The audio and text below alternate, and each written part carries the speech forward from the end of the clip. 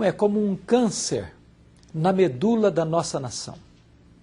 Nós estamos vivendo dias difíceis, amargos, tristes, quando estamos acompanhando a Operação Navalha, onde a corrupção, mais uma vez, vem à tona e atinge os poderes constituídos. Nós precisamos parar e refletir sobre esta crise crônica, endêmica e sistêmica da corrupção que assola a nação brasileira. Deus tem uma resposta para esta situação. É possível termos líderes íntegros ainda hoje. E eu quero convidar você para assistir o programa de hoje, chamar sua família, chamar seus amigos, porque certamente Deus tem uma palavra para você e para a nação brasileira através do programa de hoje. Verdade e Vida, uma palavra de esperança para um mundo em crise. É com alegria, querido amigo, que temos aqui no nosso Verdade e Vida o reverendo Cláudio Marra, pastor da Igreja Presbiteriana Parque das Nações, aqui em São Paulo, e editor da Casa Editora Presbiteriana, ou Editora Cultura Cristã. Seja bem-vindo, reverendo. Obrigado. Reverendo, nós estamos aí em vias na semana do congresso que a CECEP está promovendo. E como surgiu essa ideia de um congresso para a liderança presbiteriana, os oficiais da Igreja Presbiteriana? O CECEP tem estado preocupado com a sua atribuição com a educação cristã na IPB. E certamente uma medida indispensável é atentar para a liderança, investir na liderança. Então, com essa preocupação e dessa preocupação com a liderança, nasceu a ideia de um congresso para os oficiais. É até surpresa que não tenhamos feito isso antes, e certamente é oportuno. O tema é liderança bíblica, o desafio de ser oficiais. Quem serão esses preletores e que temas vão ser tratados nesse congresso?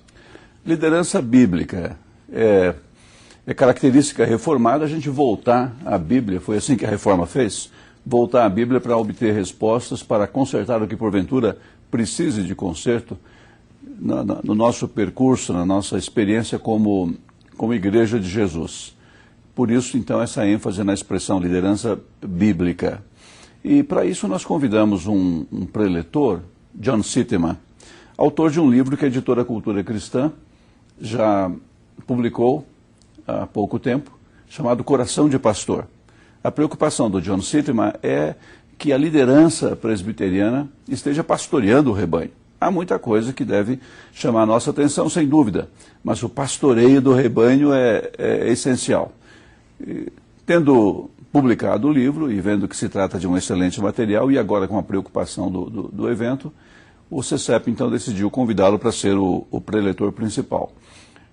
E aceitou, e nós damos graças a Deus por isso, aceitou ministrar as devocionais o nosso presidente do Supremo Concílio, reverendo Roberto Brasileiro, que também é um pastor com larga experiência, vai ser uma contribuição muito edificante para os nossos líderes ali.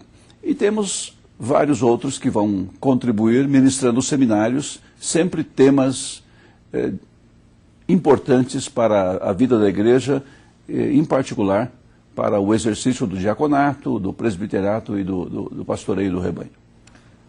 Esse congresso está objetivando o quê? Bem, investindo desse modo na liderança, nós temos certeza de que vai haver um desenvolvimento do pastoreio do rebanho, da educação cristã, e o que vemos adiante de nós como resultado, então serão igrejas melhor pastoreadas, melhor ensinadas, uma edificação mesmo da nossa comunidade presbiteriana, um povo mais forte, mais preparado para um momento tão difícil como esse que a igreja enfrenta em nossos dias. Nós estamos falando de momentos difíceis. Eu queria encerrar essa nossa entrevista, já que nós estamos vivendo um momento difícil. O tema da mensagem hoje vai tratar sobre essa questão da integridade, sobre essa questão toda que estamos vivenciando no nosso país, com a Operação Navalha, com toda sorte de coisas que vão de encontro a princípios estabelecidos da Palavra de Deus. Recentemente, nessa semana, nós vimos na Folha de São Paulo uma notícia onde um ministro da Agricultura do Japão se suicidou porque foi pego cometendo um ato de improbidade. E aí escreveu uma carta para o primeiro-ministro dizendo que ele se sentia muito envergonhado e se suicidou. E se essa realidade fosse a realidade do Brasil, nós ainda teríamos ministros? Nós deveríamos continuar tendo certamente os ministros presbiterianos, que precisam de mostrar essa mesma probidade, não é? É tão importante investirmos no nosso povo, para que viva o nosso povo exatamente o Evangelho. E desse modo que contribuamos para o nosso país com a mensagem da palavra e com uma vida, um procedimento coerente, de modo que assim estimulemos a nossa sociedade, a nossa cultura a crescer nessa direção também. Encerrando a nossa entrevista, eu queria que o senhor desse uma mensagem aos amigos que estão a nos ouvir nesse instante. E assim, logo após essa sua mensagem, nós vamos ouvir uma música e voltar com a mensagem da Palavra de Deus com o reverendo Hernandes, que hoje tratará sobre o tema integridade. A minha mensagem é: não perca o congresso, ainda tem tempo de se inscrever. E nós queremos todos lá, e certamente será uma bênção para a vida da igreja e, por que não dizer, do nosso país. Verdade e Vida. A palavra de Cristo para uma vida melhor.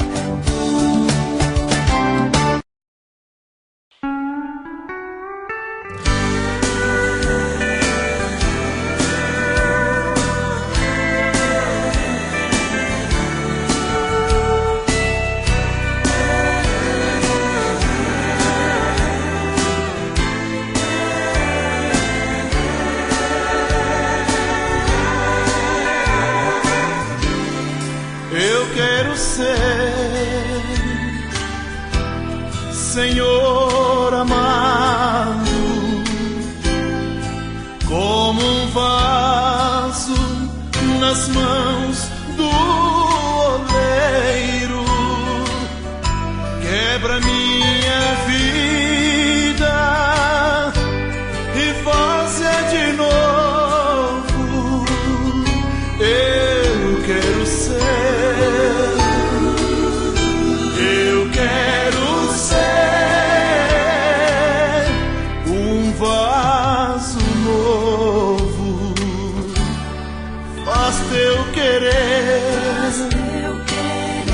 Senhor amado, és oleiro que eu esse barro, quebra minha vida e faz-a de novo. Eu quero ser. Eu quero ser um vaso novo.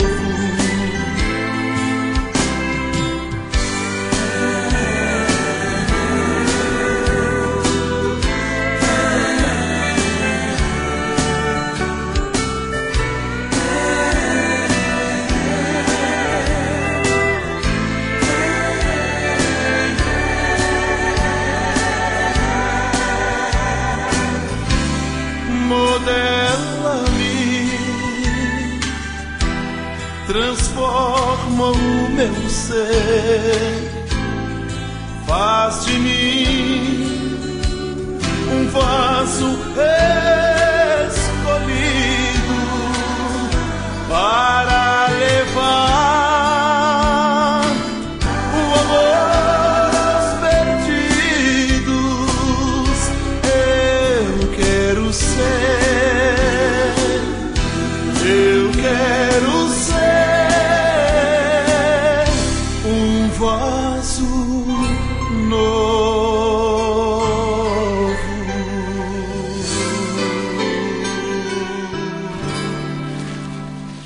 Será que ainda existem homens íntegros? Será que ainda existem homens confiáveis? Quando você olha para o cenário político brasileiro, você quase que chega ao ponto de não acreditar que exista ainda hoje homens que você possa depositar inteiramente a sua confiança. Esse problema da integridade não é um problema novo, apenas atual, mas um problema antigo. E eu queria hoje evocar a figura de um político, também um homem de Deus, que atravessou os momentos mais adversos, mais críticos, mais dolorosos da adversidade e permaneceu íntegro. Depois foi guindado ao poder mais elevado em 2 impérios mundiais e permaneceu íntegro. Este homem é o profeta Daniel. Creio eu que Daniel é um homem relevante para os dias de hoje, para uma reflexão profunda e séria da sociedade brasileira. Nós estamos assistindo a mais um escândalo na política nacional. Estamos vindo de muitos escândalos. Talvez a profecia de Rui Barbosa está se cumprindo nos dias de hoje, que chegaria o tempo em que o homem teria vergonha de ser honesto.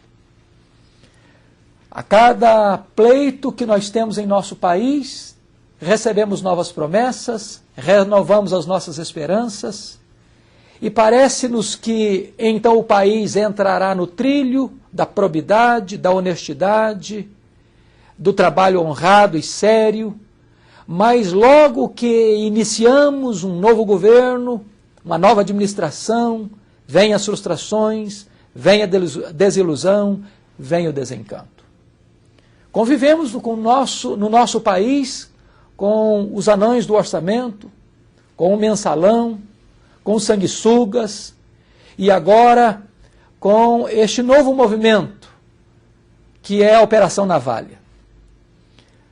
A corrupção está infiltrada em todos os poderes constituídos, nos 3 poderes constituídos. Nós estamos cabisbaixos de vergonha. As CPIs que se instalam destampam os fossos e aí revela-se a face maculada da nação brasileira. Eu estou seguro disso, que nós precisamos de líderes que sejam um modelo, que sejam um exemplo, que sejam a referência da nação. Aqui eu quero evocar o exemplo de Daniel, o profeta Daniel. Este homem tem para nós um histórico de vida que vai nos ajudar a fazer uma leitura da nação brasileira e encontrar uma resposta da parte de Deus. A Bíblia fala que Daniel foi levado para a Babilônia ainda adolescente, quando o seu país foi invadido por Nabucodonosor. Naquela época, Nabucodonosor cercou Jerusalém, quebrou os muros de Jerusalém, incendiou o templo de Jerusalém, saqueou a cidade, matou ao fio da espada milhares de pessoas e levou outros cativos para a Babilônia, dentre eles Daniel. Ele era ainda um jovem, quando ele teve o privilégio de ser levado para uma universidade da Babilônia, com todos os custos pagos pela Babilônia, tendo o privilégio de assentar-se à mesa real, bebendo vinho e comendo das melhores comidas e especiarias da Babilônia. Mas diz a Bíblia que Daniel resolveu firmemente no seu coração não contaminar-se. Por quê? Porque as comidas lá da Babilônia primeiro eram oferecidas aos deuses, aos ídolos. E Daniel não queria misturar-se com a idolatria da Babilônia. Ele preferiu sofrer as consequências do que usufruir vantagens imediatas. Ele teve tato, ele teve firmeza, ele teve sabedoria, ele teve prudência. Ele não deu ordens, ele pediu e ele alcançou o seu propósito. E então ele não precisou alimentar-se daquelas comidas finas das iguarias do rei, mas alimentou-se de legumes, de água. E diz o texto bíblico que quando ele foi apresentado ao exame, e naquela época o exame era oral, feito pelo próprio rei, ele foi encontrado 10 vezes mais sábios do que os sábios da Babilônia. Deus o honrou, porque ele foi íntegro. Você tem sido íntegro na adversidade. Você permanece íntegro quando as pessoas esmagam os seus direitos, quando as pessoas ferem você, agridem sua família, agridem seu povo, tiram a sua liberdade. Você ainda permanece íntegro. O que nós estamos assistindo no Brasil é que as pessoas estão negociando seus princípios, vendendo a sua consciência. As pessoas estão transigindo com os absolutos. E nós estamos percebendo que aquelas pessoas que ocupam as posições mais elevadas são muitas vezes aquelas que minam atrás dos bastidores os verdadeiros princípios que defendem na janela da publicidade. Isso nos envergonha, isso nos entristece. E isso leva a nação brasileira a uma situação extremamente desagradável.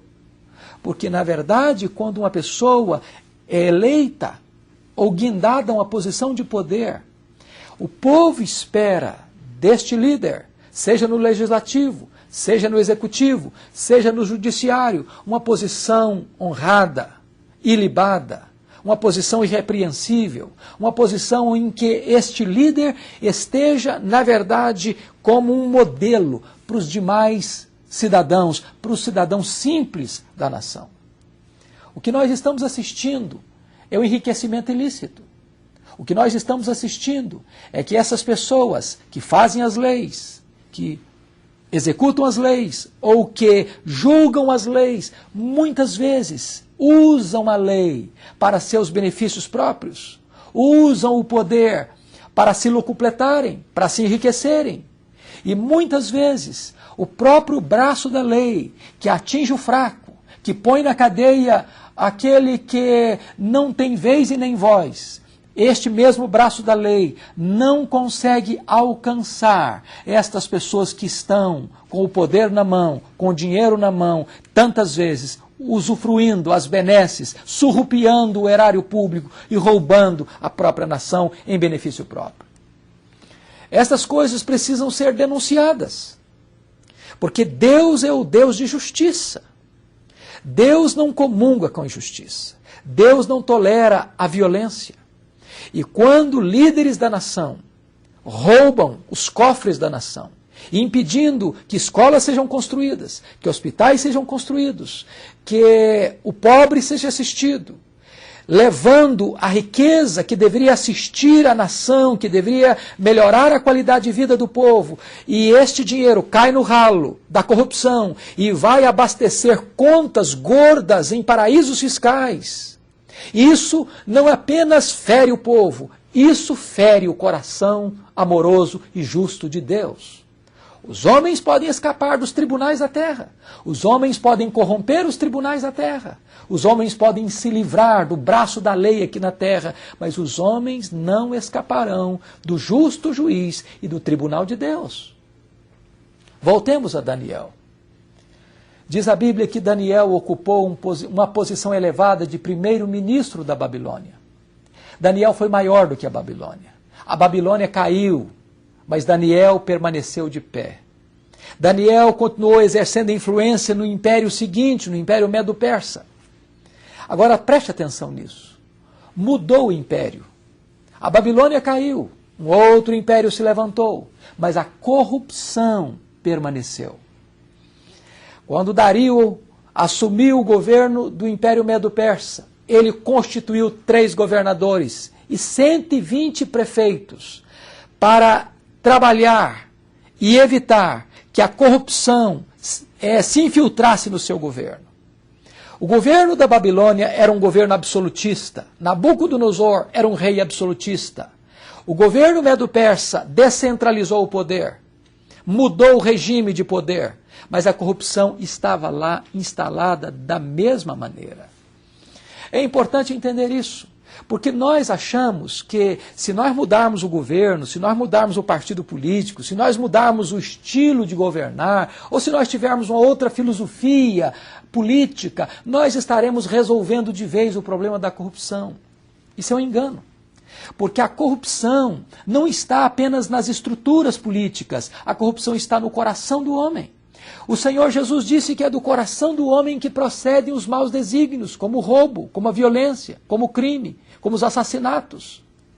O problema é muito mais profundo do que apenas uma estrutura política. É por isso que o capitalismo não foi a solução, o comunismo não foi a solução. É por isso que nós estamos cada dia mais desencantados com os sistemas de governo, porque o homem tem um problema básico, essencial, profundo de corrupção, chamado pecado. Enquanto o homem não reconhecer que ele depende de Deus, que ele precisa voltar-se para Deus e que ele precisa colocar o seu governo, as suas instituições, a sua nação debaixo da autoridade da verdade de Deus para governar segundo o projeto de Deus, nós nos desencantaremos com os políticos e com a política. O que aconteceu com Daniel? Diz o texto bíblico que Daniel era um dos 3 governadores. E os outros 2 governadores, juntamente com os 120 prefeitos, ficaram incomodados com Daniel, porque Daniel era um homem reto, justo. Era um homem que não aceitava subornos, era um homem que não se corrompia. E quando você tem um líder que não se corrompe, esse líder incomoda os corruptos. O que fizeram? Tramaram contra Daniel. Urdiram contra ele um plano, maquinaram um plano para apanhar Daniel. Vasculharam a vida dele, penetraram na intimidade da vida dele, devassaram a vida dele, para só descobrirem que Daniel era um homem reto e honesto. O que fizeram? Tentaram então pegar Daniel no seu ponto forte, a sua religião, o seu relacionamento com Deus. E aí tramaram um plano diabólico, mentiroso. Foram ao rei e disseram para o rei: Rei, nós queremos que o senhor faça um decreto. E na política medo-persa, a lei era maior do que o rei. Se o rei sancionasse um decreto, o rei ficava refém do próprio decreto. Então disseram para o rei: nós queremos que o senhor seja um Deus, por um mês. Que nenhum cidadão do seu reino, nenhum súdito do seu reino, faça qualquer pedido a qualquer outro homem ou a qualquer outro Deus que não ao senhor. Isso agradou o rei, isso mexeu com as vaidades do rei e ele sancionou aquele decreto. Porque eles foram com a mentira que todos tinham entrado em acordo para isso, mas na verdade eles estavam querendo pegar Daniel no contrapé. Quando Daniel soube que esse decreto tinha sido assinado, diz a Bíblia que Daniel permaneceu o mesmo. Ele entrou na sua casa, abriu as suas janelas e orou a Deus 3 vezes por dia, como costumava fazer, dando graças a Deus. Então os seus acusadores chegam para o rei e dizem: olha, Daniel não respeita o senhor, rei, não respeita a tua lei, rei. Ele está orando ao seu Deus, quebrando o teu interdito, a tua lei, o teu decreto. E a contragosto, o rei precisou lançar Daniel na cova dos leões. Eu pergunto a você: você é fiel quando você está no poder? Você é íntegro quando você tem o comando? Alguém disse que você conhece um homem não na adversidade, mas quando ele está exercendo o poder, quando ele tem privilégios. Pois Daniel foi íntegro na adversidade e foi íntegro quando ele estava no auge do seu poder. Mesmo quando foi ameaçado de morte, mesmo quando ele foi jogado na cova dos leões, ele permaneceu íntegro. A minha esperança é que nós tenhamos na nossa pátria homens íntegros, líderes íntegros, homens que não se corrompem e que não se deixam corromper, homens que não queiram abastecer a sua conta bancária ou enlarguecer as suas riquezas com erário público, tirando e roubando do pobre, do necessitado. Homens que possam ocupar a sua posição no poder legislativo, no poder executivo e no poder judiciário, que possam permanecer íntegros, não apenas diante das câmaras, mas homens que possam permanecer íntegros atrás dos bastidores, homens que sejam verdadeiramente íntegros. Daniel foi honrado por Deus. Deus fechou a boca dos leões. E Daniel foi tirado da cova dos leões. Daniel foi prestigiado. E os seus acusadores pereceram na mesma cova de leões onde jogaram Daniel. Deus vai honrar você se você permanecer firme, se você não se corromper, se você for íntegro. Deixa eu dizer uma coisa para você, é melhor você ser pobre e ser íntegro. A Bíblia diz que o bom nome vale mais do que as riquezas.